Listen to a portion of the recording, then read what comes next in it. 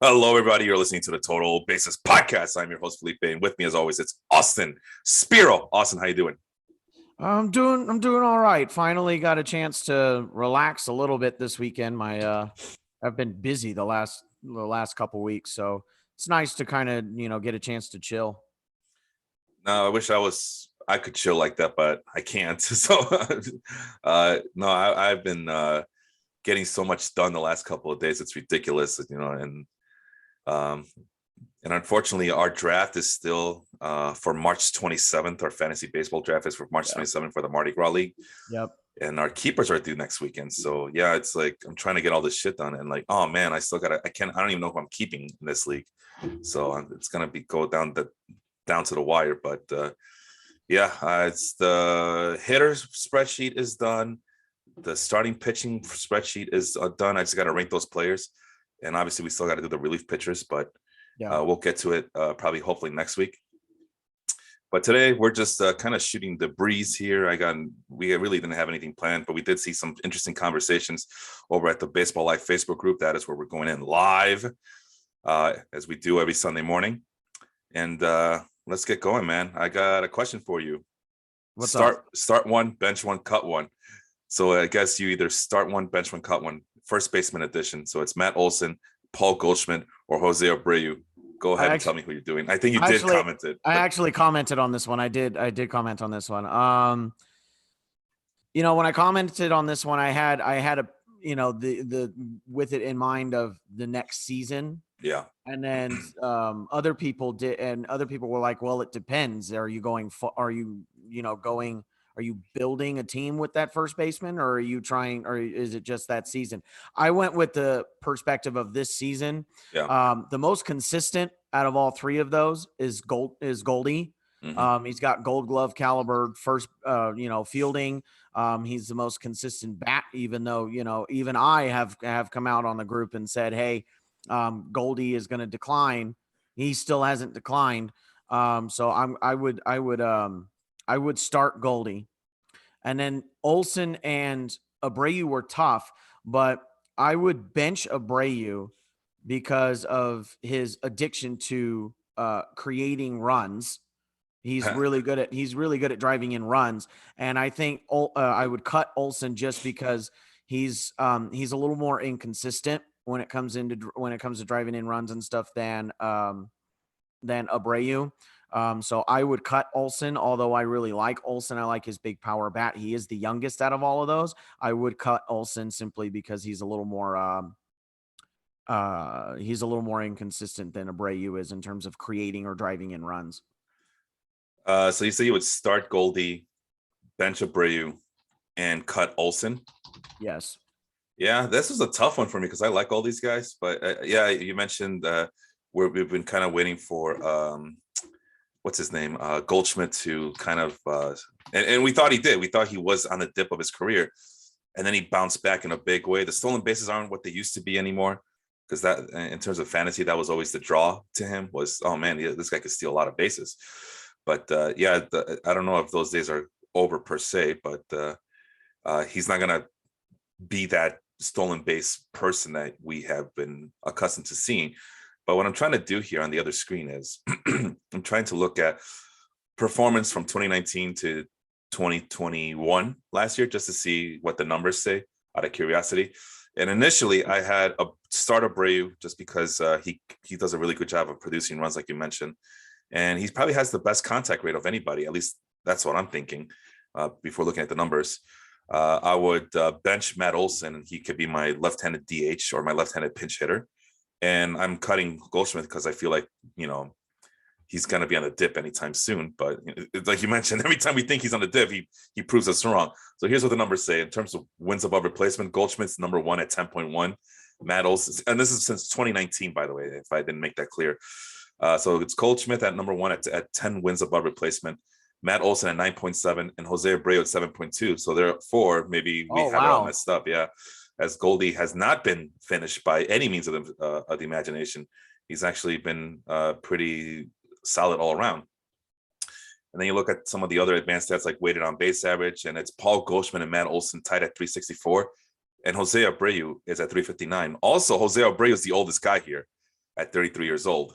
What? I thought Goldie was older. Yeah, and that's just Wow. let me double check that because that doesn't. I just want to make sure that I had that right because I don't know how Fangraphs is doing it.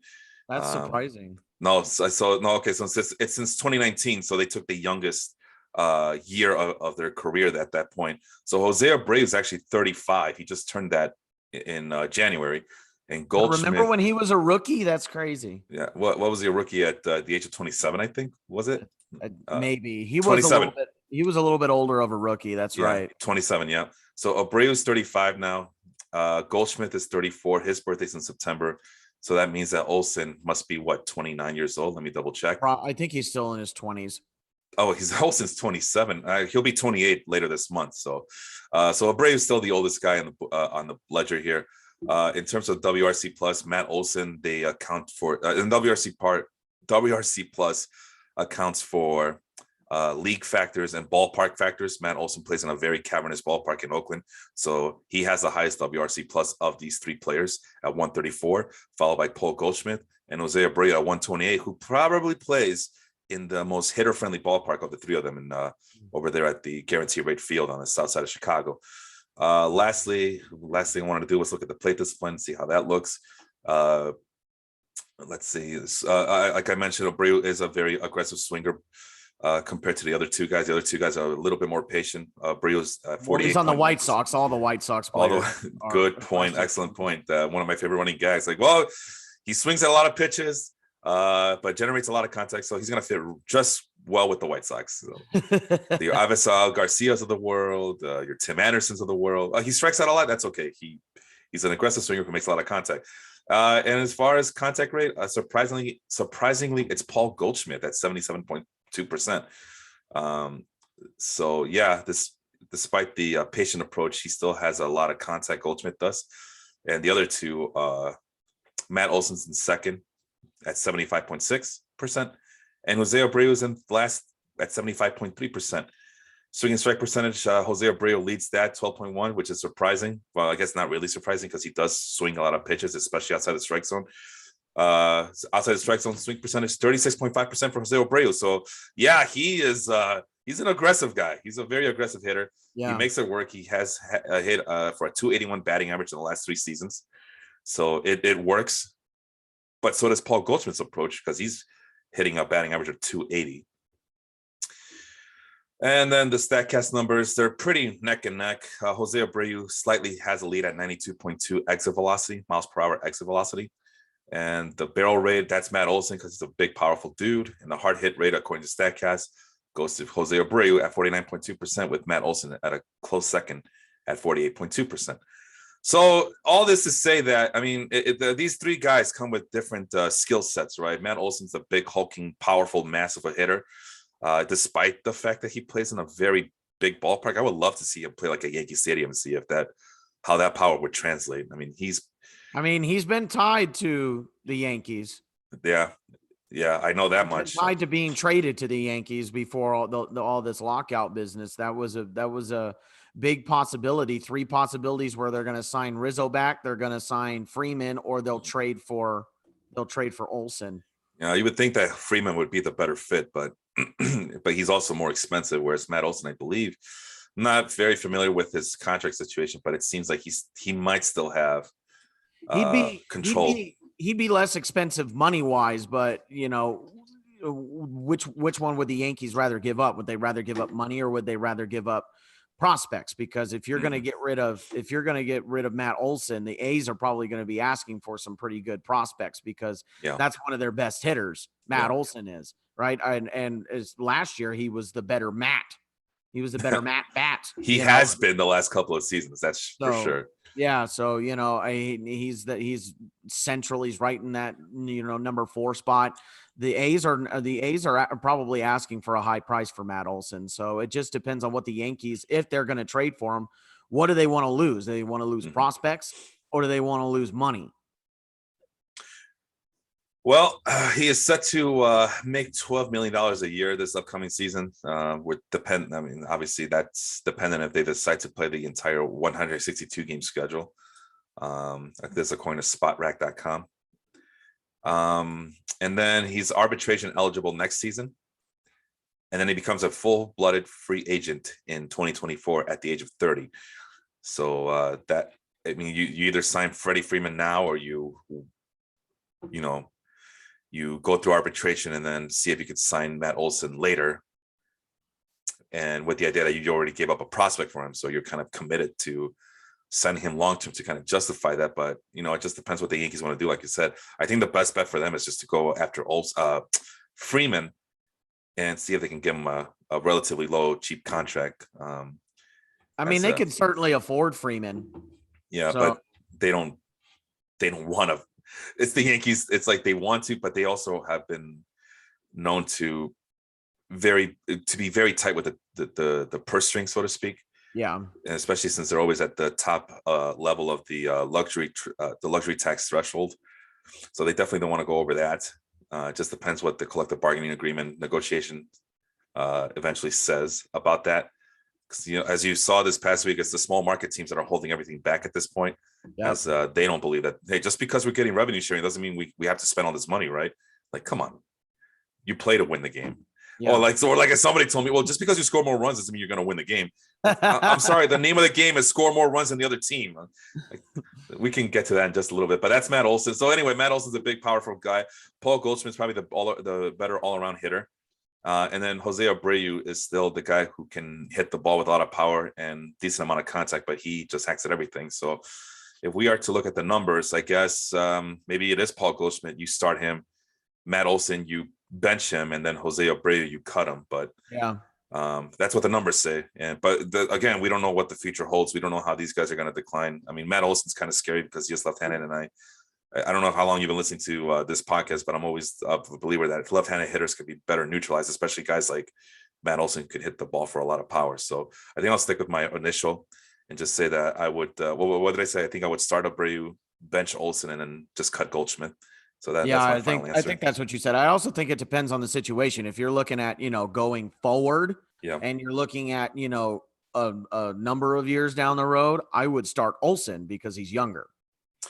Jonathan over from the Baseball Harmony page chimes in saying that Freeman is actually rumored to be in Los Angeles, and well, there's another team that can actually afford Freddie Freeman if they do desire. Let's see.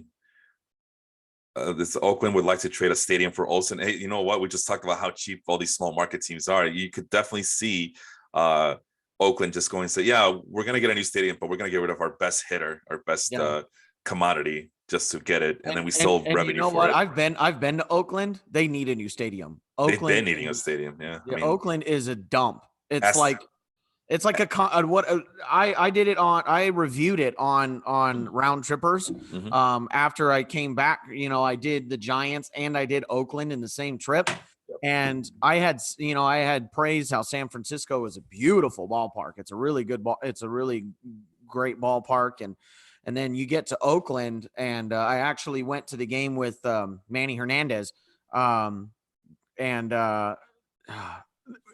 the way I described it, I believe, was concrete jungle. There was just so much concrete. It was ridiculous how much concrete there was. But yeah, Jonathan Jordan, I believe he was the one that made the post, the cut. Yeah, it was him. It was him that made the post. And I believe he wanted to start Abreu, bench Olson, and cut Goldie. Oh, so he and I are matching. That's pretty cool. You and him are matching, I believe, if I remember correctly. Yeah. So he's saying right here, it's crazy to cut Abreu, but that's why I posted this one. It messed up my brain. It was really difficult, and it was a good post because you had to think about it quite a bit because those are three that I think most teams are going to want. And it's a good conversation to have in terms of fantasy baseball. I mean, who do you have? And I haven't done my rankings yet. I've just been kind of analyzing the numbers, the projections, and the StatCast numbers, and trying to make a sound decision. And I have to make a quick decision, like I mentioned, rather soon, because even though the lockout's still going on, we still have a draft to go in our points league, Austin. So that's why we do. I'm kind of have a sense of urgency a little bit. So, but yeah, it's going to be interesting. But in terms of fantasy baseball for the upcoming season, man, it's just hard. I think it would be Olson, Abreu, and Goldschmidt in that order. Oh, somewhere. I was thinking Olson, Goldie, Abreu. Hmm. Oh, okay. You have okay. Well, you know what? Let's see what the so-called experts have it as. So let me go up on that page. And then the last thing is Jonathan agrees with both of us. Runs equals good. Who knew that runs are good in baseball? Some guy tried to tell me, well, runs don't necessarily always translate to wins. Are you freaking kidding me? Ask a starting pitcher who plays on a crappy team who throws 7 innings, strikes out 8 guys, gives up 1 run, and still loses 1-0. Ask that guy how that goes. Jacob deGrom. Oh my God, runs don't mean wins. Yeah, well, ask Jacob deGrom if he had more. Listen, man, it's Michael Jordan rules, right? Last I checked, 2 runs are better than 1. Okay, if Jacob deGrom had the Mets scoring 2 runs in his 1-0 games or in his 1-run games, he'd be a 20-game winner every season. That's all you need. Don't tell me this nonsense that runs don't equal. And it's all just this rush to make small ball great again. Like, guys, it ain't 1920 or 1919. The dead ball area isn't here anymore. Stadiums are smaller. It's not coming back. Stop trying to make it a thing. Now, you're a baseball coach, and I would like to hear from you on this regard while I look up the first base rankings over at Fantasy Pros. What's the question? The question is, let me see if I can formulate it. So, I mean, you posted that thing about the bunting making a comeback in college baseball.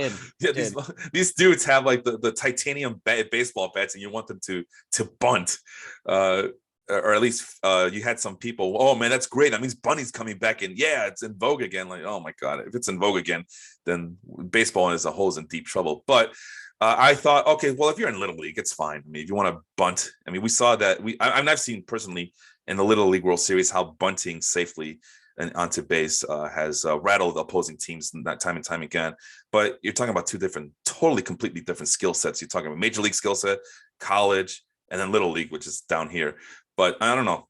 If you're a coach, is this something that you would utilize as a strategy, as a main strategy, I guess? To just bunt your way onto base if you see that the other defenders can't guard it, can't defend it. I mean, I guess what I'm trying to really ask is, what's your thought process on teaching your kids about just solely depending on bunts to move runners, score runs, and all that? So before I answer that question, I'm going to just really quickly go over the top 10 teams in runs. Just they scored, just the stat of runs. The top 10 teams are, I'm going to go in reverse order. Number 10, Oakland. Number 9, Cincinnati. Then you have Atlanta, number 8, Chicago White Sox, number 7. You have the Giants at 6, Boston at 5, the Dodgers at 4, Toronto at 3, the Rays at 2, and number 1, the Houston Astros. 8 of the top 10 made the playoffs. You don't say. Runs doesn't always translate to wins. I don't know about that. So your question is, what, as a coach, as a Little League coach, how much does bunting come into my strategy? Yeah. That's a tough one because, well, right now I'm coaching 6 to 8 year olds, so none of them know how to swing. I got to teach them how to swing. But when you coach Little League and you get up to the higher leagues and you think about bunting, I'm definitely more of a all around game type of coach. If I see there's a situation that is cause for a bunt, then I will call for a bunt. However, it depends on the situation. One, always, which batter is up? Do I have my speedster up or do I have my power hitter up? If I have my power hitter up and I got a runner on first, there's probably a much better chance that he's going to hit it in the gap and it's going to score the guy from first and instead of bunting, because then I'm just giving away an out and I don't even know. And now I don't even know whether, I'm going to have any hitters behind him that's going to be able to score that run. If I have my speedster on base, then, there's a lot more to play with that. I may not be necessarily giving up an out, right? Because he's a speedster, there's a better chance of the infield throwing it away. Right. And if the infielder throws it away, now I may even have my runner standing on second and third. But I put bunting in the category of the catcher pick off to first base, right? Like the Yadier Molina throwing it over to first base to try and pick him off. It's a play you have to pick and choose, and you can't do it all the time. If Right. you do it all the time, they're going to know it's coming and they're going to be able to defend it. And now you're just giving way outs. Right. Apparently, And that's people are okay with just giving up outs like that, giving up outs left and right, no problem. At least they bunted, and that's good, right? And yeah, I don't so understand that logic. I'm there sorry. I love, let me just preface, I love the bunt. I was a very good bunter Mhm. and I love the bunt, but I also knew how to turn a bunt into a single. I Yep. knew how to turn a bunt. Hell, I don't know how many times I could tell you I turned a bunt into a triple because I ran so damn fast that it made the third baseman, you know, rush the throw. They overthrew the first baseman and I'm standing on third, Yep. you know? So there is a time and a place for bunting, Yep. but you can't do it all the time. Now, the post that I had, all it said was simply that the NCAA, when you look at the NCAA, baseball is still on, folks. Don't be upset that baseball isn't here. Baseball is still on. The college are still playing, and Little League is still playing. And so in the NCAA, the batting average on bunts to third base is 533. Now, how many at bats is that? How many hits is that? I don't know. But the batting average is 533. So that could suggest one of two things. And what I originally posted was, is this the resurgence of the bunt? But when you look at it more and more, it may be, are the defenses just not caring about the bunt? They just, if they get the out, they get the out. Great. But it's 533 because, okay, you can have first because we'll just turn the double play. Yeah. And You know what I that's mean? all I was saying yesterday with some of these guys. Like, and you're just a guy who is into the numbers and likes those fancy schmancy saber magicabagets or whatever they're calling you. They're ruining the game and get off my freaking lawn. And some guy called me an asshole or an idiot or some guy He's who a didn't dummy. get it. A dummy. Dummy, which is kind of tamed by Facebook fans, but that's a big no-no in our group. We don't tolerate that. At least we try not to. Big dummy who eats gummies and has a tummy. Plays gin rummy. He's not my buddy. But yeah, I'm like, and then he told me that my mom didn't breastfeed me enough. I'm like, no, man. Yeah. I'm okay. Yeah. Shit. It's so stupid. But yeah. But no, it escalated really quickly and it was really dumb. Like over a dumb conversation about fucking bunting. Like, who gives a shit? It's a need bunt. to get that upset over a bunt. Yeah, and like, I think the most realistic people are going to say that bunting is there is still a place for bunting, but it's very far and few between. Yep. And you better make sure that it's going to net you the result that you want. Exactly. But because you're giving up an out, like you mentioned, you're giving up an out and you're actually decreasing your chances of scoring a run because every time you give up an out, that's just the what you people would call playing the percentages. Yeah, it's a low percentage play, but you do it out of desperation. And there's a couple of things before I move on here. Over the Baseball Prospectus guys, they did write a big book back in 2005, 2006 about, and one of the chapters that they focused on was on bunting. When is it okay to bunt? And they mentioned a couple of things. Number one, if it's late in the game and you only need one run, and more than likely you're facing the other team's best reliever, go ahead and bunt your guy over. If you're only playing for one run, fine. You're playing for the tie, or you're playing to take the lead, or it's a 0-0 tie, and there's no chance in hell you're going to score another run. Go ahead and bunt, see what happens. Yeah, you're still decreasing your chances of what do you call it, of scoring the run, but in these dire straight situations, go ahead and do it. That's fine. I think that also depends on the situation, though. That is a situation. Just mention the situation right there. If you got a runner standing on second with nobody out, and you're having a hard time scoring runs, you may want to bunt that runner from third over because now you've opened yourself up to a whole lot more of a chance of getting of scoring that run if the runner is on third with one out. You could have a ground ball to the other side. You could have a fly ball into mid-deep center field, right? Yeah. There's a whole, whereas opposed to a guy on second with one out, you have more limited options to scoring a run. So, like I said, it depends on and you better have the guy up there that knows how to bunt. There's an art to bunting. Not everybody can bunt, right? Half the players are going to go up there, square up to bunt and break their finger because they don't know how to bunt, right? You got to know where to put it. You got to know how to hold the bat. You got to know how to control the bat so that you can deaden the ball and put it where it's supposed to be. there's just an art to bunting. So it's a very, very specific situation, and you better make sure that you're going to net you at least have a high percentage of netting the result that you want.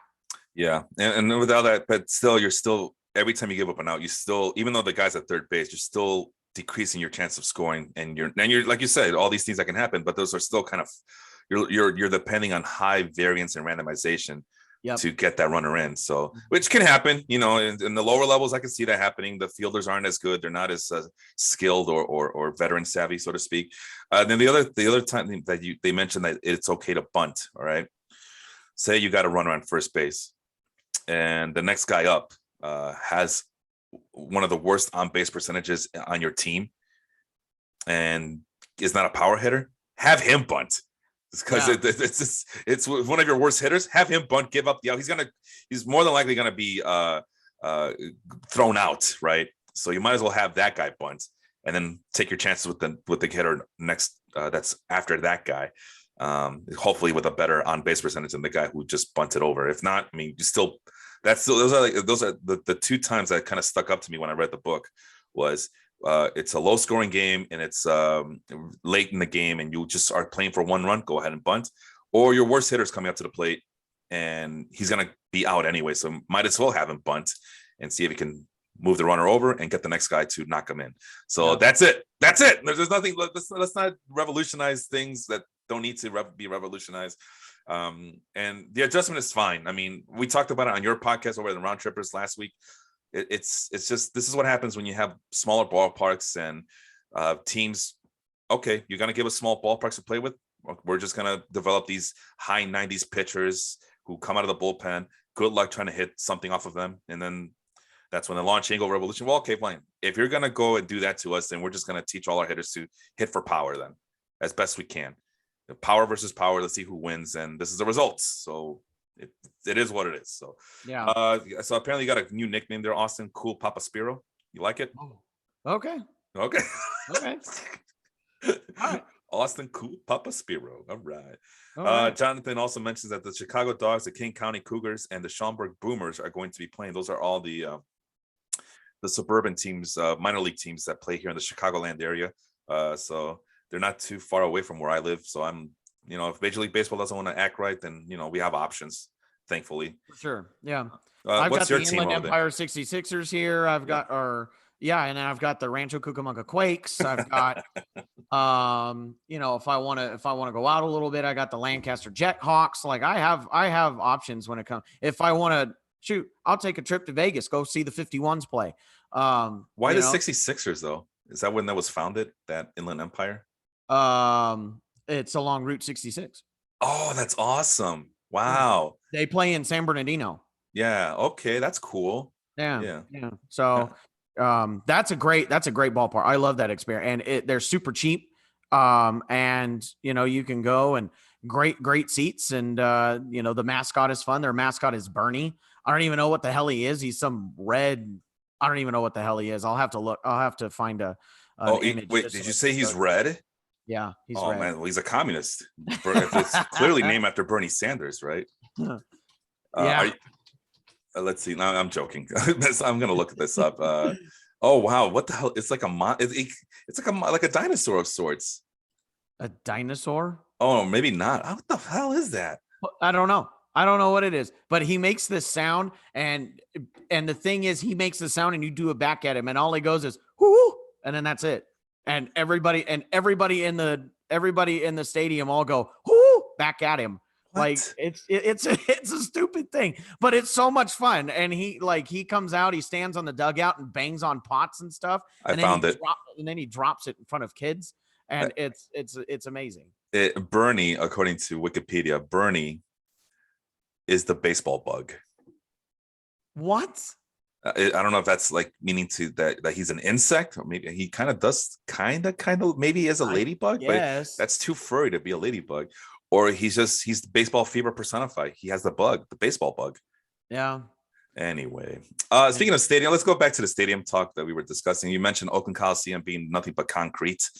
Well, it was built in the 60s. That was all the rage back then. You think of all those cookie cutter when you guys mentioned that the Angel Stadium was a cookie cutter stadium, I mean, maybe it was. I don't know when it was built exactly. I know it's been remodeled to look like a theme park, but yeah, that was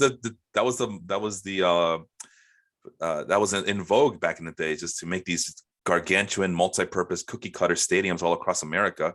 That was mostly steel and concrete, and those were the results. And that's why you get that feeling when you go to Oakland Coliseum, and it does feel like that. It feels cold and empty. And what were the other things? Al Davis for that.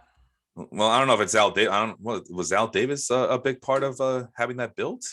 I know he built those big luxury suite, or he was part of building those big luxury suites out in the outfield that block the view of the really nice hills and mountains that are there. Yeah. It blocks that view, and all you see is those luxury suites. So it feels like you're more, what do you want to say? It's more like you feel more closed in almost. Yeah. I think that's a good way of putting it, actually. Well, I don't want to just put it all on Al Davis, because a lot of teams opted for those options. Hell, here in Chicago, this is after Camden Yards was built. No, this is before. I'm sorry, this was before Camden Yards. So you could argue that the Chicago White Sox spearheaded that whole baseball stadium revolution, right? Where all these nice looking stadiums were built. We ignited that. Unfortunately, we didn't. We only ignited the idea to get a new stadium for all these other teams because it was due. Unfortunately, we didn't catch the train and catch the wave of trying to build a stadium to kind of blend in with the surrounding area, right? Like in Camden Yards, right? Camden Yards looks like it's an extension of the surrounding neighborhood, that surrounding abandoned warehouse that's there and whatnot. Like it breeds with the community. The White Sox, it when it first came out, it was, a piece of land that was I think that's where the old Comiskey Stadium was built. We turned that into a parking lot, and then we built an isolated baseball stadium. And then we did the dumbest thing that we could do. We not only enclosed it all around, so but we built it. Even if we had it open, if the outfield was open, you'd see nothing but long distances of emptiness, right? Right. If you flip that sucker the other way around and you open it up, you would see downtown Chicago and all that architecture. I mean, that's the way stadiums are built. Look at PNC Park. Yeah. They open up the outfield and you see the beautiful bridges and the beautiful skyline from Pittsburgh. And it's just marvelous. You don't get that. Same thing with San Francisco. You open up right field and it's the San Francisco Bay. Yeah, that's why they had to do that's why they did it the way they did it. But still, that's another ballpark that just, you can tell it just blends in with the community. It blends in with the neighborhood. Yeah. Here in Chicago with the White Sox, we want to make sure people are isolated from the rest of the city for no goddamn reason, and then they wonder why they can't fill the stadium up, which just bad decision after bad decision. But hey, Jerry Reinsdorf, though, he's the guy who spearheads all these lockouts and all these strikes and all these work stoppages. So why not? Jonathan says the problem with flipping it around is the wind would blow into home plate instead of out. Hey, it's a hitter-friendly ballpark anyway, so who cares? But anyway, it's all about aesthetics, though, right? I mean, I understand that. I get it. I mean, that's why I think the other one that does a really, really good job at blending into the community is Petco. Petco, I love Petco. Petco does a really, really good job. When I was in San Diego and we were going to go see the Padres, we were walking through San Diego, which, by the way, if you're going to walk through San Diego, don't. It's not great. To walk around San Diego? Yeah, I did it. It's no big deal. What's so bad about it? It's when's the last time you walked through it? Walk through San Diego? Yeah, through like downtown San Diego.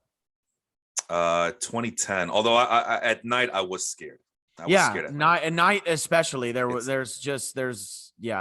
have a huge homeless problem there right now. Yeah, it must be a West Coast thing, because I felt that way in Seattle as well. But then I felt that in New Orleans as well. So maybe it's I don't know. I can't explain it. In New Orleans, you got all the voodoo and stuff going on there at night. So. Oh man, let me tell you, you haven't lived in life until you walked in a dark alley in New Orleans in the middle of the night. So yeah, Yeah, you still have that mystic, the mystify Yeah. qualities that is New Orleans. It's a beautiful city, man. I absolutely love it. But yeah, next time I'm just gonna Uber everywhere. But Yeah. I walked around the ballpark in the daytime, and it was absolutely gorgeous. You know Yeah. that there's that fence with the where the beach volleyball thing is on Mhm. the outfield. I actually Yeah. got to step into that, and Oh, that's cool. it's such a wonderful stadium. But it looks gargantuan. But like you said, it blends in perfectly with the city and its It does. surroundings. That's what I was going to say is we were walking around, and if I didn't know I didn't know where it was at, I wouldn't have known it was there. It Mm, looks like part of the city. It doesn't look like it's a baseball stadium, yeah. right? So I think it blends in with the community. And what's really interesting, let's oppose that to Angel Stadium. Angel Stadium, you know it's there.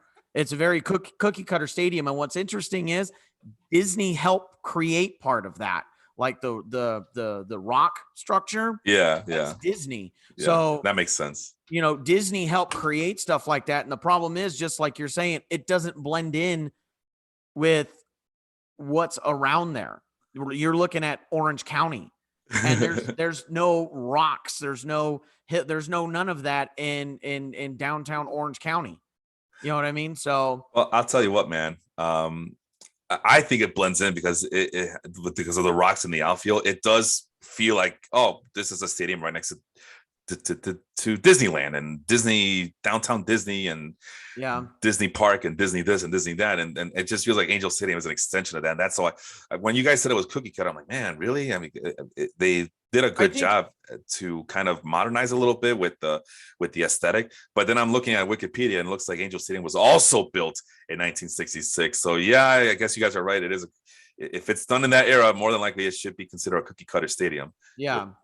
I think now when you go, like, I love going to the Angel Stadium because I'm an Angel fan.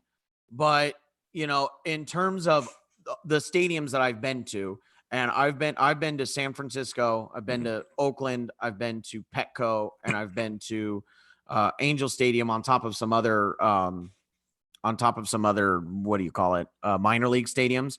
I'm also going to go to Seattle, and I'm hoping to go to another one here pretty soon. Out of the ones that I've been to, Angels Stadium feels very much like a cookie cutter stadium. Wow. And it doesn't seem much. It doesn't feel as immersive into the town as some of the other ones like San Francisco and Petco make you feel. All right. Well, before the White Sox fans come after me, I just want to say that between Wrigley and White Sox Park, I think I would prefer watching games at Guarantee Rate Field on the south side. Just, I don't know, just it's more modern. You could walk the entire concourse around without any limitations and get a different view of the game. The food selection alone is much better than Wrigley Field. It's like comparing I don't know, McDonald's versus a 5-star restaurant. It's no comparison. It's not even close. Wrigley Field, just, you got two options: hot dogs or burgers. Choose one, and it's ridiculous. The food at San Francisco was good too. Yeah, that's why, because they have those amenities, man. And Yeah. Wrigley Field is so old and so antiquated. I don't know if it's an issue, but that they can't fit all that into the parameters that is that old ballpark. Now, one thing's for sure is that that's another stadium that just blends in with the neighborhood. For sure. And the whole park is just green as green can be. It's absolutely gorgeous. But and even then, that's a nice stadium to watch a game. But in terms of like the amenities, that's why Guarantee Rate Field gets the slight edge over Wrigley Field, is just the amenities alone. And there's plenty of parking, although you better get there early because, yeah, parking does run out, as I found out the hard way. Yeah, ask Ricky and Vince. Like, I think I was like, I didn't get into the game until like the 4th inning just because I was looking for parking, and finally I bumped into it. And like, I guess people were leaving early, or I don't know what the hell happened, and I was able to go in. But as opposed to Wrigley, it's like you got to take the train or the bus because, yeah, you're not going to find any parking there. So anyway, oh, right, we were talking about First Basemen. So here's how Fantasy Pros, their experts, so to speak, have it. How far back does this go? Okay, it goes back to mid-February. So we'll keep it that way. Number 1, Vladimir Guerrero. This is First Baseman ranks according to a consensus of Fantasy Pros experts across the internet. Vladimir Guerrero, Freddie Freeman at number 2, Number 3, Matt Olson. Number 4, Paul Goldschmidt. Number 5, Pete Alonso. And number 6, Jose Abreu. And I'll give you a bonus one because you're an Angels fan. Number 7, Jared Walsh. How you like that list? Top 7. You know what? Jared Walsh at number 7. That kind of makes me happy. No, I think fantasy wise, I think I would agree with that. I think that's a good list. Guerrero for sure. I mean, he's coming off his MVP season. Freeman is going to be consistent. Pete Alonso, I feel like you get the slugger, but I think he's the one that's the biggest wild card there. He could either be really, really good or he could be really, really detrimental, just depending on what kind of Pete Alonso you're getting. Yeah. But I think overall, I think that list is pretty good. I like that. Yeah, I think I would actually move up Pete Alonso just because he's younger. He's younger than Paul Goldschmidt and Jose Abreu, as we talked about. So I'm always of the man's mindset that younger is always better. Yeah. So I feel like he can improve. I know that he's a big power slugging first baseman, but I think he can be better than what he's shown so far. But he's hit 50 home runs. Yeah, but at what cost? High strikeouts, low batting average. I think he could be a decent complete hitter one of these days. And I like to bank on that happening one of these days. Jared Walsh is a 1-year guy. I need to see more to trust him. But then again, the next guys on this list, Ryan Mountcastle and CJ Cron. I'm sorry, but yeah, I think I would take Jared Walsh over those two guys any day. So that's how I see it. All right. Well, that was fun. Now we got to talk about some of the bad stuff that's around baseball. Somebody brought up, no, I think it was Danny Valencia, right? Danny Valencia, former Twins player. Somebody shared a tweet that said that Tyler Herro, I don't know if it was Twitter or Instagram, but Tyler Herro has more followers on social media than Mike Trout. And I don't know. There were a lot of theories out there from marketing to just, it's the NBA, man. The NBA is such a social media giant, and it's probably the number 2 most popular sport here in North America as baseball keeps dropping and these work stoppages don't help at all. But at least we're not hockey, right? At least it's not the NHL. The NHL is like a distant fourth trying to fight off soccer. Don't tell that to hockey fans because they'll bitch at you for saying that. But come on, look at the numbers. It's true. MLS is going up, and the NHL just keeps being plateaued. I mean, these are the same arguments I had as a teenager back in the 90s when I was on AOL, talking to other sports fans from across the globe. It's like, oh, the hockey's so awesome. It's so good. It should be watched by more people. And then every year you look at the ratings, they don't move. They just plateau. They just stay the same. Maybe a little bit of a decline, but they don't go anywhere above like the low number that they already give you. So it's basically a three sports federation race. It's the NFL is always king. The NBA is distant second, and Major League Baseball is losing. Well, they're not losing anything, but I guess you could say that they're a distant third. So here it is. So it must be an Instagram thing because I'm on Twitter, and Tyler Herro has 335,000 followers, whereas Mike Trout has 2.5 million. Sorry. So maybe it's not all doom and gloom. That being said, I'm not checking Instagram. I think this is a dumb exercise to begin with, but it does speak volumes if bench players or borderline starters. Tyler Herro, the guy that's rumored to be playing in the reboot of White Men Can't Jump. No, that's rapper Jack Harlow, who wrote a song about Tyler Herro, and I think that basically propelled Jack Harlow's hip hop career, and Tyler Herro became a household name. Where Tyler Herro, I think his claim of fame is that he hooks up with a lot of Instagram models. So I think that's part of the reason why he continues to be a force on Instagram. So now I'm curious. I'm going to check out his Instagram account, which I thought I would never have to do on this podcast, but now I'm kind of curious to see if that is the case. I'm trying to look it up, but I don't even see there. I see it now. I see it. He's known as No Limit Herro, 2.3 million followers. So yeah, that's where the action is at for Tyler Herro. So what about Mike Trout? So he has 2.5 on Twitter. So Mike Trout has 2.5 million on Twitter, and on Instagram he's at 1.9 million followers. So therefore, that must mean Tyler Herro is a better athlete than Mike Trout, I guess. But I explained why. I mean, Tyler Herro, he is connected with that rapper who's been blowing up. big to the point where they're gonna, like you mentioned, it is rumored, and if not, damn near official, that he's gonna be the Woody Harrelson character from White Man Can't Jump. And yeah, I think that song really propelled him to Tyler Hero. It propelled Tyler Hero to new heights in terms of social media presence. Right. But I don't know. People say, well, it's a Major League Baseball thing, but I always say this about marketing as it pertains to Major League Baseball. At least you're not the NHL. It's the NHL. Nobody cares about the NHL. I think there's an anecdote that used to be told here locally here by a local sports radio host, Dan Bernstein. It's like, yeah, I went to Whole Foods one day, he says, and there was Jonathan Taves. No one gave a shit. No one knew who he was. No one cared. And it probably goes the same with Patrick Kane. I think, although Patrick Kane would be a little bit more noticeable than Jonathan Taves. Jonathan Taves looks like the everyman person. But nobody cares about him or Duncan Keith or Brian Seabrook, all these guys. Brent Seabrook, all these guys that helped the Chicago Blackhawks win 3 Stanley Cup titles in the early 2010s. They're not moving the needle. I'm sorry, they're not. That's why the NHL is a distant fourth in North America's sports conscious, I guess.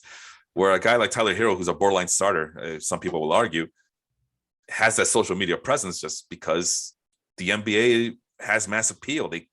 And there's always that, you know what it is? It's that connection between rappers and NBA players that's always eminent. There's just that connection. It's a bigger connection. I would argue it's a bigger connection than they have for the NFL. Right. So, and the NFL is king, but the NFL doesn't need rappers to boost their markets or ratings or whatever. But there's something to be said about, you take the most popular genre of music in America and you connect that with the second most popular sports entity in America. These are the results. You got a guy like Tyler Hero with more Instagram followers than Mike Trout. And what last thing before I cede to you so you can give me some counterpoints here. Bryce Harper, probably the most marketable guy for Major League Baseball. 1 million followers on Twitter. So he's still dragging behind Mike Trout, who's deemed boring and not exciting and just a vanilla guy. But over on Instagram, Bryce Harper still has less followers. Oh, does he? Let me see. Bryce Harper has 1.7 followers on Instagram. And where did I say for Mike Trout? Mike Trout has 1.9. So he's still lagging behind Mike Trout on both Twitter. Tatis? So now there's a guy. If he were a white guy, people would be all over him, but because he's Latino, I swear to, I cannot help. But every time I see a white old dude complain about Fernando Tatis, I can't help but think, man, there's some racial connotations there. But Fernando Tatis, you would think that is the shot in the arm that Major League Baseball is looking for, and all you're getting is he's too flashy, he's all flash and no substance. Like, are you freaking kidding me? One of the most exciting baseball players, and people, all they want to do is complain. But let me look at Tatis on Instagram and see where he's at. Tatis, 1.3 million followers. And is that the same on Twitter? I would have to assume it's worse on Twitter. But Tatis, let's see. It's not as easy to do it on Twitter for some reason, but just type in the name. Bear with me, folks. There it is, Fernando Tatis, shortstop for the Padres. 157,000 followers. So yeah, so Instagram's the big is going to be the big thing. But yeah, so you're talking about 3 of the best players combined right here. They don't even touch LeBron James on Twitter. LeBron James has like a ridiculous amount of followers on Twitter alone, more than what you would argue and say are the 3 best players in Major League Baseball right now. Let's see here, LeBron James on Twitter alone, right? Because I'm already on it. I saw it earlier. 50.9 million followers. Oh, I'm sorry, man. It's just the NBA. It's a presence, man. The NBA is the most talked about. I don't know if it's still true, but a couple of years ago, I saw a thing where it said the NBA is the most talked about topic at the very least on Twitter. And I have to imagine that kind of spills over to Instagram and all the other social media websites. So you said you did a little bit of investigation, and do you have something for me there, Austin? Yeah, I do. Um, I'm going to compare the NBA to the MLB because, in my opinion, even though I don't watch the NBA, I think that the NBA will soon take over the NFL in terms of ratings and Hmm. mentions on social media and stuff like that. And part of that has to do with the NFL and all of the politics that it's gotten into and all of um, the biggest mention besides the Super Bowl that the NFL has been in is when Trump talked about all the kneeling stuff. That was when the NFL was mentioned the most. Other than that, you're seeing a kind of a decline in mentions in the NFL when it comes to just gameplay. Hmm. Now the NBA. So should I go with what the NBA is doing marketing wise, or should I start with what the problems are for Major League Baseball? Um, let's go with the first part that you mentioned. Let's Okay. go in that order. Well, See let's what. start with the NBA and kind of compare it here to the to Major League Baseball. So I looked at a few marketing websites and and I kind of read up on some articles and stuff. I looked at Forbes and I looked at other stuff like that. And I kind of went back into what I remember from the NBA and stuff like that. Now, here is what the NBA is doing really well at. One, they are integrating sponsors, corporate sponsors into their game, but they're not doing it in an obvious way. Right. Right. So what they are doing is instead of like, I don't know, NASCAR or even soccer, they have these gigantic logos all over the jersey, all over the cars, all over whatever it is that they're on, right? The gigantic corporate logos. It taints the product. It waters down the product, which is the actual sport itself. Hmm. Whereas the NBA has allowed companies to sort of rent, I guess you want to say, rent a small space on the jersey. It's not big, it's little, it's on the shoulder. Where Yeah. like I believe it's the Knicks have a small little patch of square space on Yeah. their uniforms, on their jerseys. And that tiny logo in itself, I'm looking at it right now, that tiny logo in itself brings teams $150 million in revenue, and it doesn't interfere with the players' ability to play. Yeah. It doesn't irritate the fans because really the fans don't really see it all that much, right? But it's still on there. There's still some product placement there, right? Yeah. So there is that. On top of that, you have the All-Star, you have the All-Star weekend, right? So baseball doesn't do the corporate logos, and there has been resistance with putting corporate logos on the jersey. On the fans, by the way. Yeah, by fans. Now, let me tell you, I would not be opposed to having a small little corporate patch on the jersey. Now, if you're replacing it with a gigantic logo across the chest, then yeah, I have a problem with that. But, if it's just a little patch, I don't have a problem with that. That's fine. On top of that, the All-Star weekend or the All-Star festivities are a much bigger deal in the NBA than they are than they are in the MLB. And because they're a bigger deal and there's more to do, more corporations tend to go that way. Hence more revenue, hence more marketing, right? I mean, you get people like State Farm and Mountain Dew and Budweiser and people like that going into NBA. Yep. We're going into the NBA All-Star weekend, and they can sponsor all kinds of stuff. The skills contest, the slam dunk contest, the All-Star game itself, all that stuff, right? Whereas the big corporate sponsor for MLB is some cryptocurrency company that I never even heard of until, I don't know, what was that, the dude with the moon? I don't even know the name of that's what I mean. Like, it's some company that, unless you're into cryptocurrency, you don't know anything about.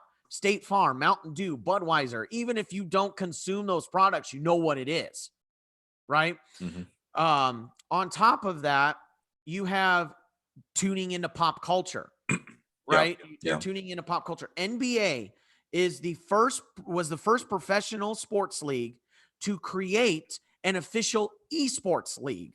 So not only do they have their regular league where they play, they actually have an esports league where these teams draft video game players and stream these games on Twitch or on YouTube or, stuff like that. So now you're getting into more pop culture and getting people interested in the game. They're streaming NBA 2K games. They're streaming E-League games. They're streaming these things on Facebook, on Twitch, on YouTube, on all of this stuff. They're tapping into something that's been growing in popularity, which is esports, video game playing, right? And so that's bringing in a whole new demographic into the sport. Very good point. They may not necessarily watch the game itself, but they're going to watch somebody play the video game, right? And so that brings more people into the game. And by association, man, it's a lot of good points you're making here. But by association, even the people who don't watch the NBA games, they're going to recognize the players. They're going to see LeBron. They know who LeBron James is. They know who Steph Curry is. They know who James Harden is, for better or for worse, like the Kevin Durant's of the world. And these are all the big names, whereas opposed to Major League Baseball, I just mentioned some of the three big names, and they're not even close to LeBron James. I can only imagine how far behind they are to all the other guys I mentioned for the NBA players. So I also wanted to mention something about the NASCAR stuff, right? Yeah. I think first and foremost, I want to say that the NBA, like you mentioned, did a wonderful job with those logos. People were up in arms, but once they saw it and they saw that it was just a little patch and it blends in perfectly with the rest of that jersey, I think that's what kind of quelled down a lot of people's concerns about it. It's not, like you said, it's not this big ginormous patch, or it's not.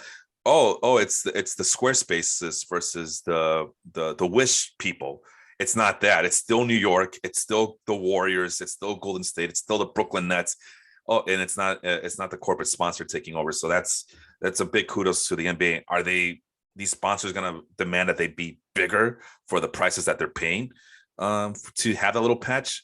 I don't know, but as of right now, fans don't seem to be turned off about it. It's not vilifying the corporate sponsor. So it's a win-win situation for everybody involved here. But as far as NASCAR goes, I think at this point, NASCAR and their fans are so trained, for lack of a better term, they're so trained as to what a NASCAR vehicle should look like, that the sponsor is like not even a big deal anymore. And it's understanding that in order for this race to flourish, in order for the sport to flourish, you're gonna need those ginormous corporate sponsor logos on those cars for, it's an expensive sport. I can only imagine. So you're gonna need it, and that's how everybody eats. You put in that big decal, and everybody goes home happy to their lifestyles, right? With that this sport offers. So I guess it's fine. Plus, the other thing is that they too blend in the corporate logos to the colors, the color scheme of the cars, or whatever. I don't know what the color scheme is. I think about Jeff Gordon and the number 24, and they were known as the Rainbow Warriors because they had all these colors on the race car. Now I don't know if that's a DuPont thing, because DuPont was the major corporate sponsor for a long time of that Jeff Gordon car, or if that's just the way the number 24 is. I don't know. Maybe somebody out there can explain that to me. But I think that's at a point where they're just resigned. A lot of fans are just resigned to the fact that this is the way it is, and we need this in order for the sport to flourish. So I'll tell you what, though, if I have to listen to, I used to watch NASCAR religiously every Sunday, right? With my dad. Jeff Gordon was my driver until he retired, and then I didn't want to watch it anymore. But I'll tell you what, if I have to listen to another NASCAR interview where they spell out all of the lists of sponsors, they have to Depot number 20 car, and and I'd also like to thank Mountain Dew and Monster and blah, blah, blah, blah, whatever. They have to, man. They have to. On. No, so man. Annoying. That's why they pay that extra money for, man. I know why they got to do it, but that's one approach. You're like, God, stop shoving these corporate companies down my throat, man. So for all the baseball fans complaining about, oh man, I don't want the corporate jersey, I don't want to have all these corporations all over my baseball stadium. Well, this is the other option. The other option is that what NASCAR has become. It's become this corporate hub in the form of racing. That could be these four major sports. Well, the three major sports, because the NHL, they probably need some corporate sponsors. But the three major sports, always looking for big money. I mean, they have those nice fancy TV deals that they can fall back on. But that could be the NFL, that could be the NBA, and that could be Major League Baseball. But they're not. So let's be thankful for that. And we're not at a point in sports history where we're going to need to get down to that point, but I'm just grateful that we're not there with like the NASCAR where they have to, or how about the one where if it like at a rate like at the Indianapolis 500, right? And that's open wheel. That's not NASCAR. That's open wheel. That's the IndyCar Racing Series, whatever it's called. But if you win that, you got to drink like a glass of milk, right? That's tradition when you win the Indy 500. Yeah. Well, if you're being sponsored by Coca-Cola, you goddamn best believe you're going to be drinking Coca-Cola before you drink any milk. Screw tradition. So it's not important because Coca-Cola wants to hear from the guys that they sponsored that they don't exist unless Coca-Cola says they exist. So anyway, I just wanted to point that out. But you're making a lot of good points here. I mean, I can't argue with a lot of the things you're saying. And you were going to come to a big conclusion, or you were going to come to a second part. Go ahead. So the other part that, that was talked about a lot that I'm not quite sure. I think the MLB and the NBA are I think the NBA is caught up to the MLB in this sense, but the MLB still has a big presence globally. Right. But the NBA has done a really, really good job at promoting more globally. And I think what the NBA has done a good job in doing is instead of promoting the league, they have used players to help go and be ambassadors for the game, but they in a way where they're promoting themselves. And when they promote themselves in their home country, they are in turn promoting the league. For example, you have foreign ambassadors in the NBA, such as Yao Ming, Dirk Nowitzki. Yep. Those two are huge in Asia and Europe, respectively. You have Giannis Antetokounmpo, who's from Greece, right? He's kind of able to promote himself, right? And in turn, his home country sees that and tunes in and watches these NBA games and gets into the NBA games because you have people like Giannis, you have people like Dirk, you have people like Manu Ginobili and Pau Gasol who are allowed to kind of, bring or market themselves in a way that will make the sport popular as well. And I got to butt in here, man. That's not a new thing. That's been happening for a long time now. It probably, you could argue that started in the early 90s, maybe late 80s, especially with Michael Jordan just being a global brand with Nike. And yeah, it really started with Michael Jordan. And it accelerated with the 1992 Dream Team that went to the Olympics in Barcelona. And I think that, I mean, dude, I don't know if you're familiar with it, but you had opposing teams on the other teams, like from Africa, from Europe. They literally stopped what they were doing so they could take pictures with these guys, these NBA players. And that just showed you how big the NBA was on a global. I would argue that globally, the NBA has been a lot bigger of a deal around the world since the 90s than Major League Baseball ever had. Because you got to realize this. Major League Baseball, they do have a global presence, but it's only in certain spots of the globe. It's not everywhere. NBA is more universal. And how that's where the NBA probably has an advantage over the NFL at this point. Because the NFL, as much as they try, they're never going to beat out soccer. No, a real football, according to some foreign that's countries. Because soccer is way more international than football is. Football is strictly American. Yeah, and they're trying to break in. They really are trying with the British games and the German games, and trying to make some more games. Maybe I think in China, and they do it in exhibition games as well. Mexico is another one that they like to go to for even regular season games. Actually, when they're not canceling regular season games in Mexico City.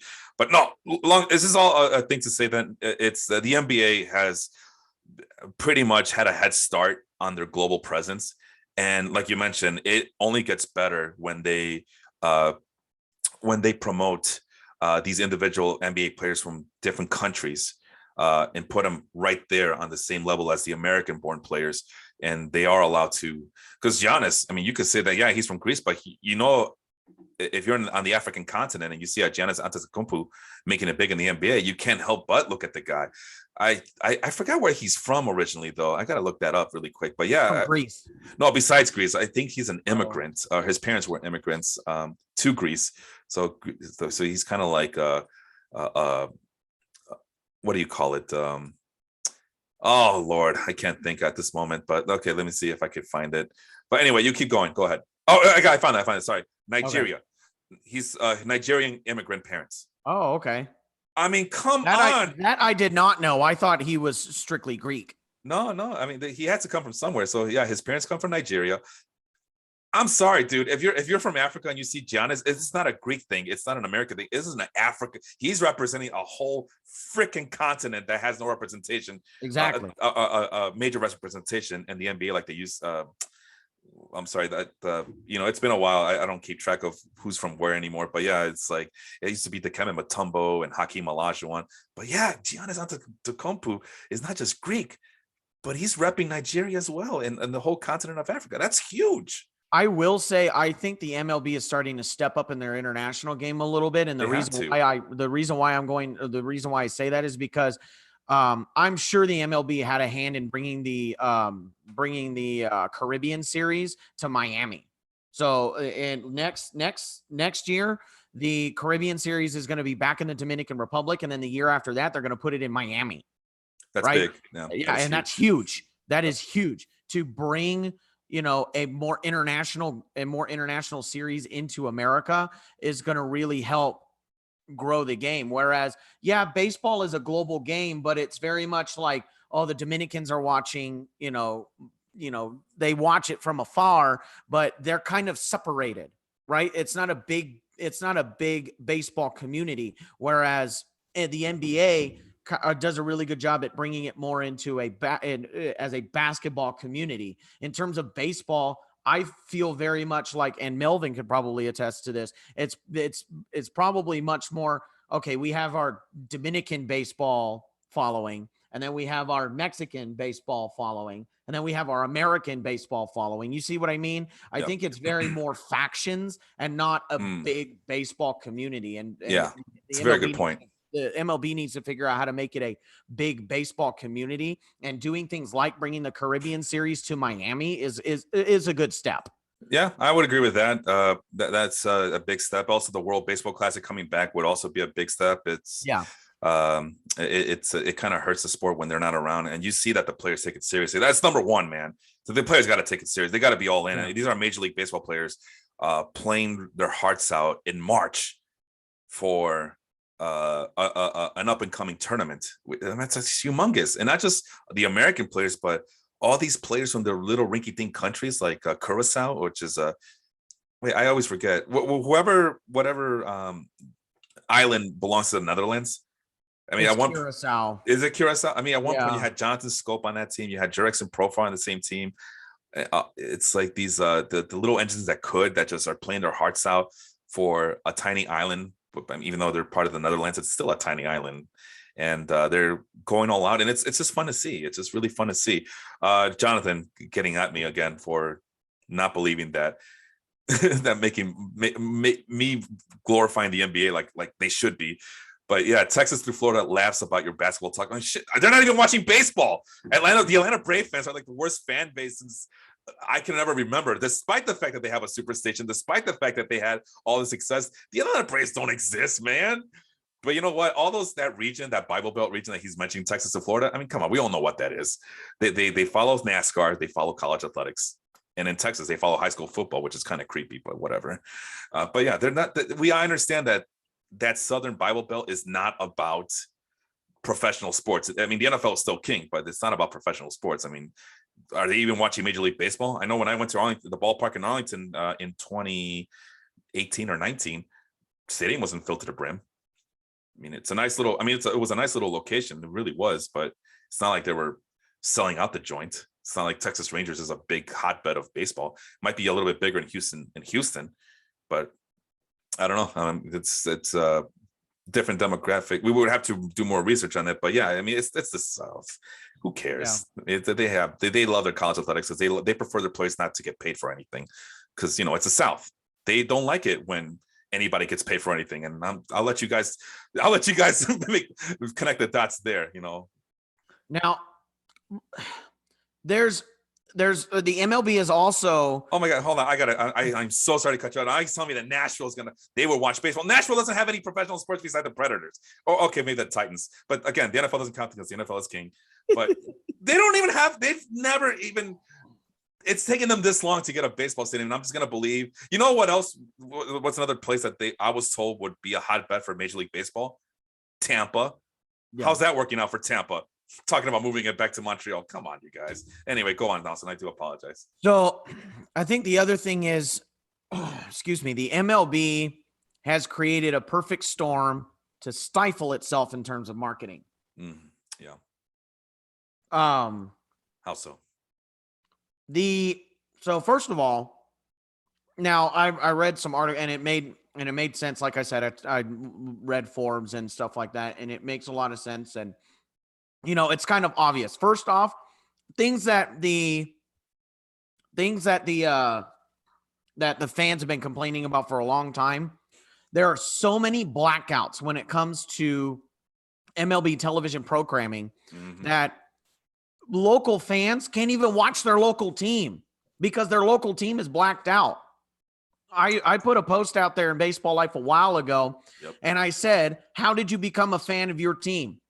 Probably 95% of the comments that I got, and I got a lot of comments on that post, 95% of that were the biggest. There were two big reasons.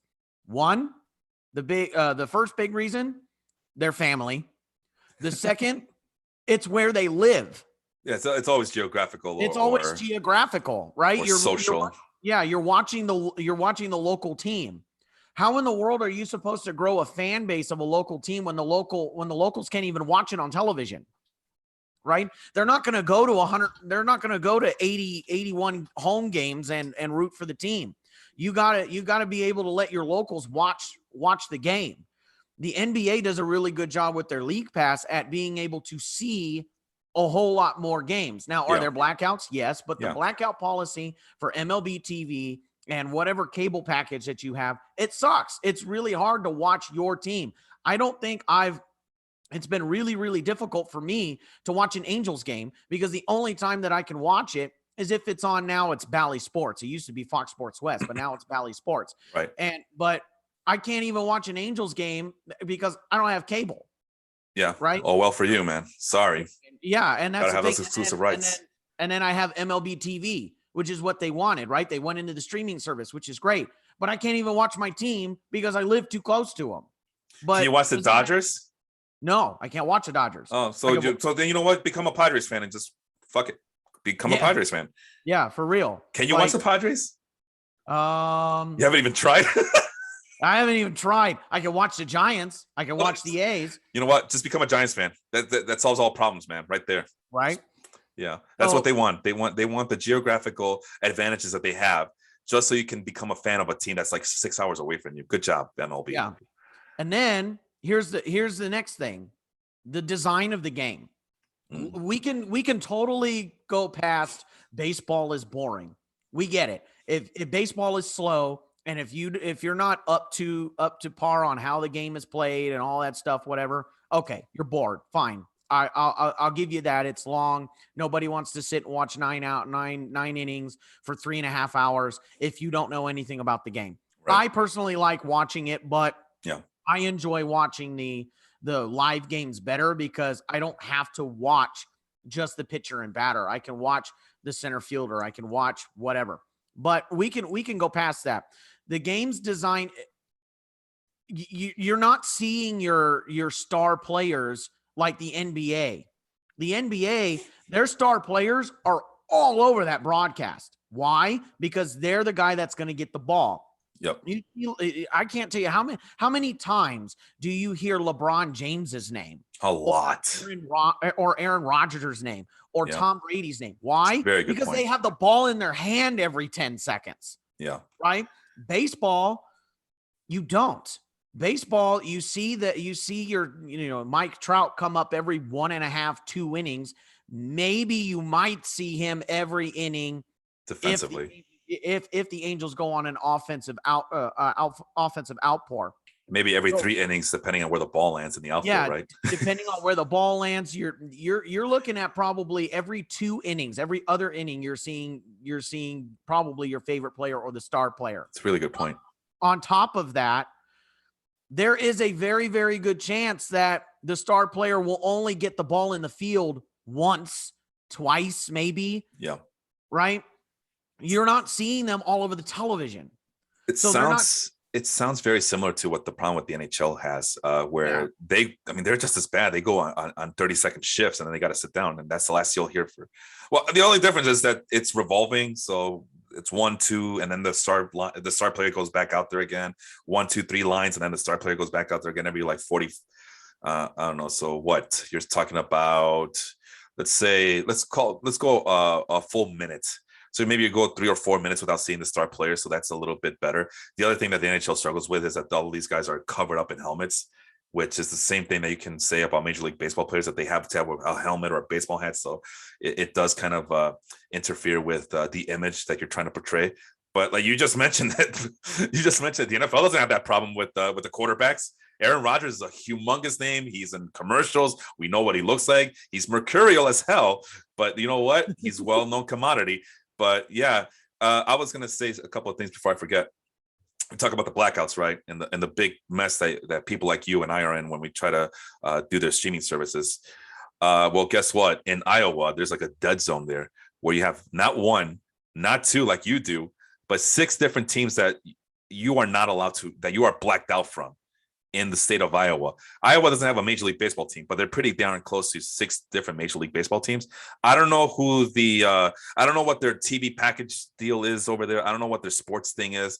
I don't know if this only covers it's MLB TV subscription, but it's the Cubs, the Cardinals, the White Sox, the Twins, the Royals, and the Milwaukee Brewers that Iowans do not have access to on their MLB TV subscription.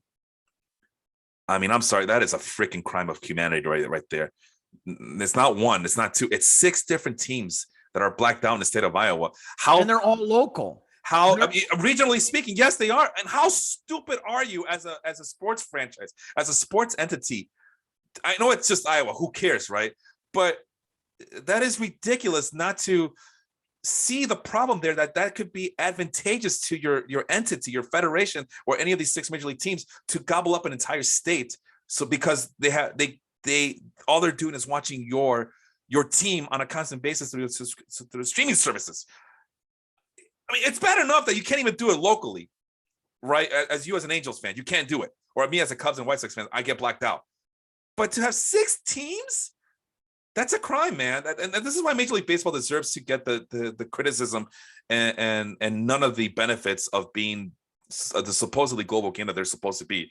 And this is why the NBA runs circles around them for this very reason right here. This is absurd. Anyway, it just makes me mad. But yeah, and then the other one I wanted to mention that, yeah, you do have guys bigger than life personalities in Major League Baseball. We mentioned one of them, Fernando Tatis. You got Vladimir Guerrero, but just watch out if you whereas the NBA, those big time players are allowed to be, what do you call it, a little bit show offy. You know, they can thump their chests and celebrate. Same thing with the NFL. The NFL, the players might have their helmets covering their faces, so you don't know what they look like. But I tell you what, they get into the end zone, these skilled players, and they're going to be dancing. That's one thing that the NFL finally got right. Let them have their 1 minute of glory on the spotlight. Let them dance. Let them do their celebration. You're not allowed to do that in baseball. Why? Because you got these butthurt pitchers who will go up to the next plate and aim for heads. And that is, I think, one way to kind of deter that nonsense is you got to, and that might be something that needs to be collectively bargained for, but you need to punish these pitchers for doing that and these teams for doing that. Instead of 5-game suspension, 20-game suspension, screw it. You're not going to go after our faces like that. We can't afford it.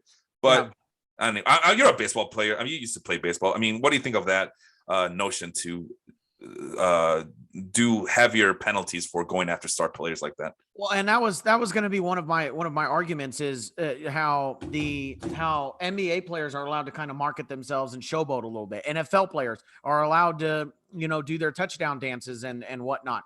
Baseball players are not allowed to do that. And it's the culture in baseball. You can't do that.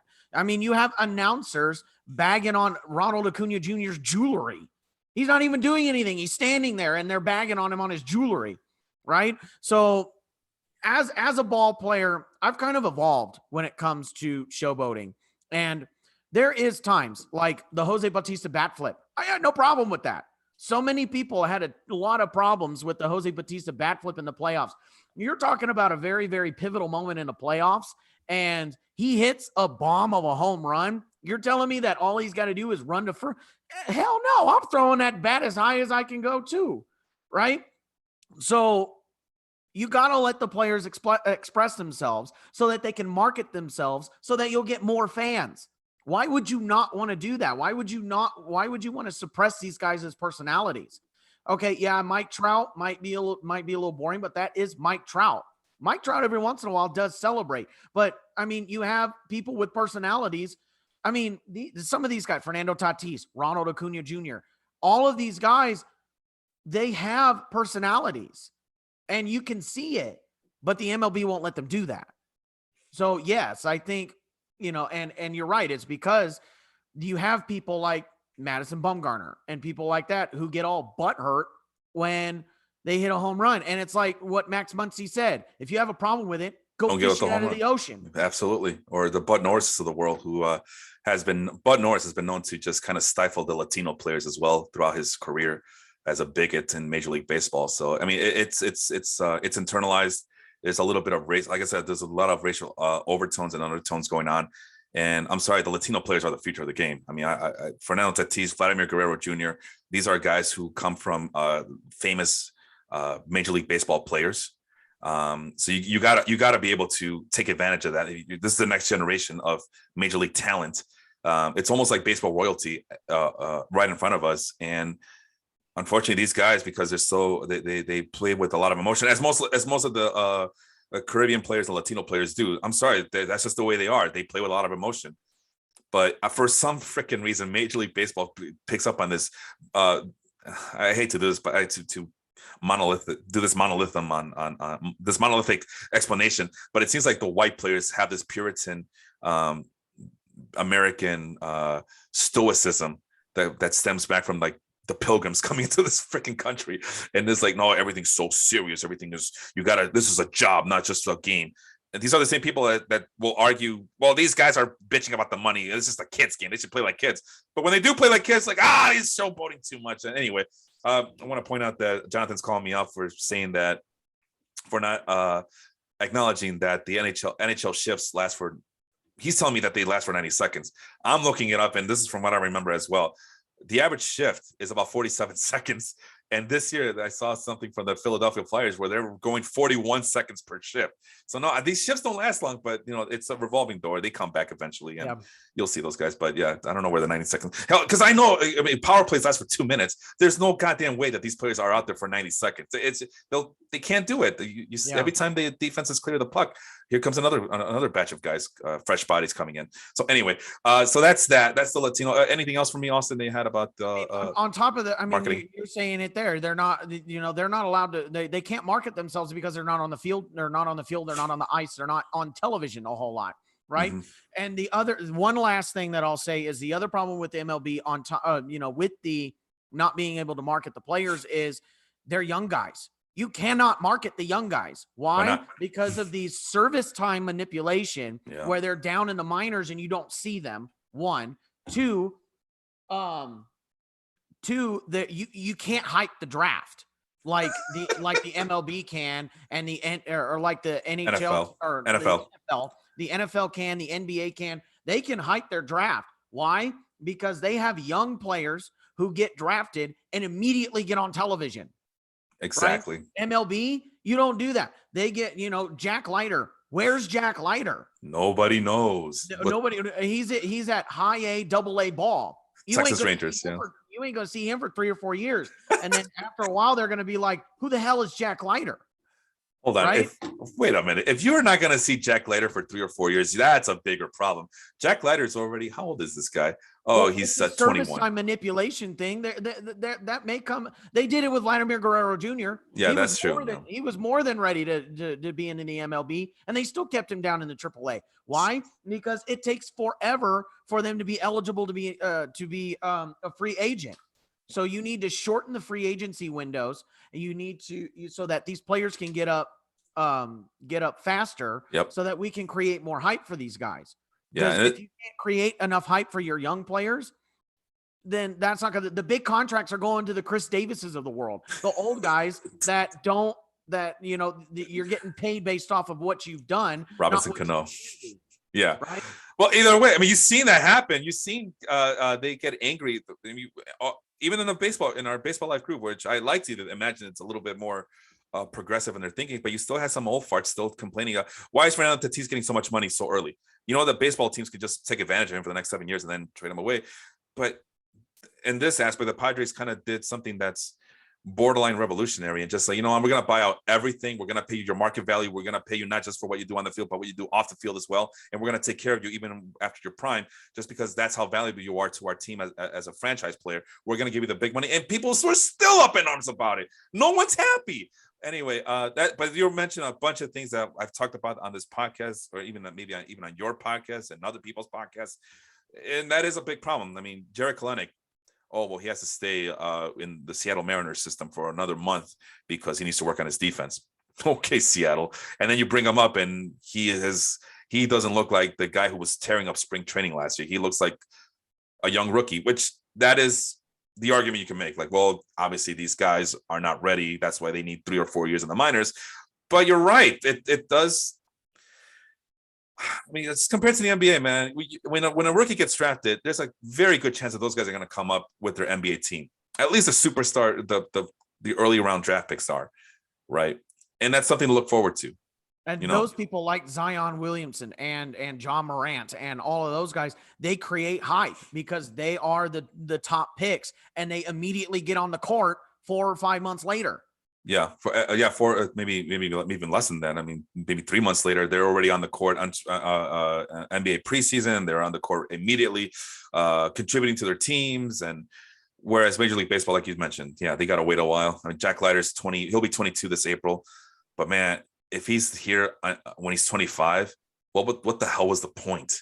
What is the point of having him around? I mean, he looks like he's ready to go. Yeah, he could use a little bit more polishing. I understand that, but if he's here at the age of 25.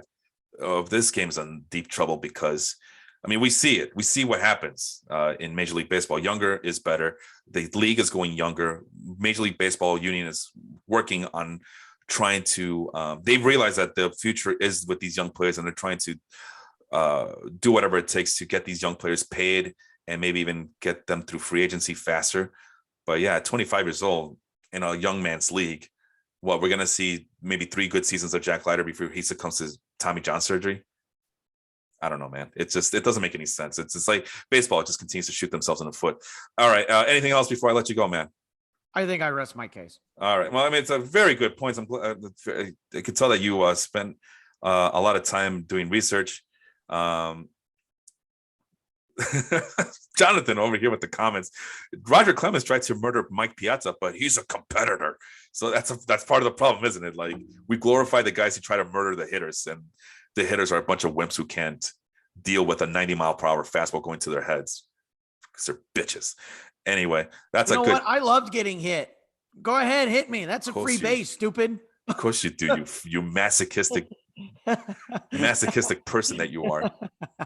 I was like, that's a free base, stupid. Thanks. Now I'm gonna I never understood that either. Yeah, you know what it is people still believe that batting average still matters. Well, at least your batting average is dropping, or it's not going to go up. It doesn't go down either, but at least your batting average is going to go down up against me. Oh yeah, well, my on base percentage just went up. Wait, hit by pitch, does that go into on base? Hit by pitches count towards right. Okay, I'm thinking about safe by fielder's choice. That doesn't count. All right. Where is your podcast, Austin? Tell the folks where they can find you and what you've been doing aside from this podcast. I'm also the host of my own podcast, the Round Trippers Podcast. You can find me on Spotify, on Apple Podcasts, Stitcher, things like that. You can, and then I'm looking at expanding to iHeartRadio. We will, I'm hoping to get on there. You can find me. We just did an episode. It was a very special episode. I had my father on, and we talked about Little League coaching. So for those of you that are aspiring coaches, new coaches or experienced coaches, I coaching myself, I'm seeing a lot of new coaches that either don't know anything about baseball, but they're trying to step into coaching. You might want to go listen to that episode. It's a really good episode. And I relived some times with my dad Again, that's the Round Trippers podcast. You can find me in the Baseball Life Facebook group. You can also find me on Twitter at @round_trippers, where I have conversations with people like Felipe and Jonathan Jordan, who's in the comments. He's also part of Baseball Harmony. I actually had a tiny little conversation with the president of the Negro League Baseball Museum the other day on Twitter, so that was kind of fun.